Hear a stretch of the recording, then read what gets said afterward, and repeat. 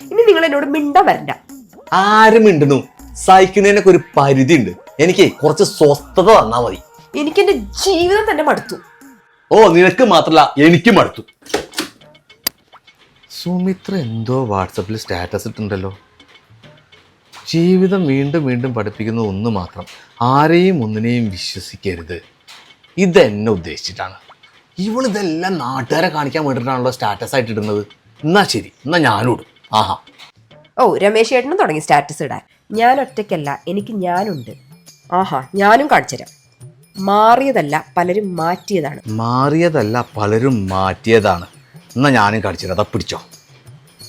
ജീവിക്കാനും മരിക്കാനും പറ്റാത്ത ഒരു അവസ്ഥയുണ്ട്, അത് അനുഭവിച്ചാലേ മനസ്സിലാവുള്ളൂ. ആഹാ, അവളാണ് ഇത് ആദ്യം തുടങ്ങിയത്. എല്ലാരും കാണട്ടെ, നാണം കെടട്ടെ. എന്റെ മെസ്സേജ് വന്നിട്ടുണ്ടല്ലോ. മോനെ രമേശ, നിനക്കെന്താ പറ്റിയേ?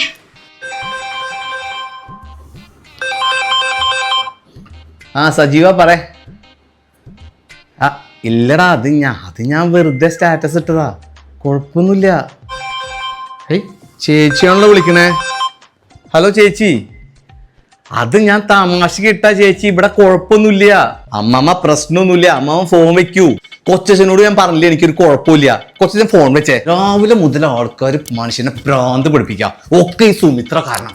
ചോദിക്കാൻ സുമിത്ര, നീയാണ് ഫസ്റ്റ് സ്റ്റാറ്റസ് ഇട്ടത്. ഈ നാട്ടുകാരും ബന്ധുക്കളൊക്കെ എന്നെ വിളിച്ച് ശല്യം ചെയ്യാൻ തുടങ്ങിയിട്ട് രാവിലെ മുതൽ. ഞാൻ അറിയാൻ പാടില്ലാത്തോണ്ട് ചോദിക്കാം, നിങ്ങളൊരു മണ്ടനാണോ? ഞാൻ സ്റ്റാറ്റസ് ഇട്ടതേ പ്രൈവറ്റ് ആയിട്ടാണ്. അത് നിങ്ങൾക്ക് മാത്രമേ കാണാൻ പറ്റുള്ളൂ. നിങ്ങളോട് ആരാ പബ്ലിക് ആയിട്ട് ഇടാൻ പറഞ്ഞത്? മനുഷ്യനെ നാറ്റിക്കാൻ വേണ്ടിട്ട്. നീ മിണ്ടി പോരുത്. ഇവള് പ്രൈവറ്റ് ആയിട്ടാണോ സ്റ്റാറ്റസ് ഇട്ടെ? ഇതിപ്പോ ആകെ നാണക്കേടായി.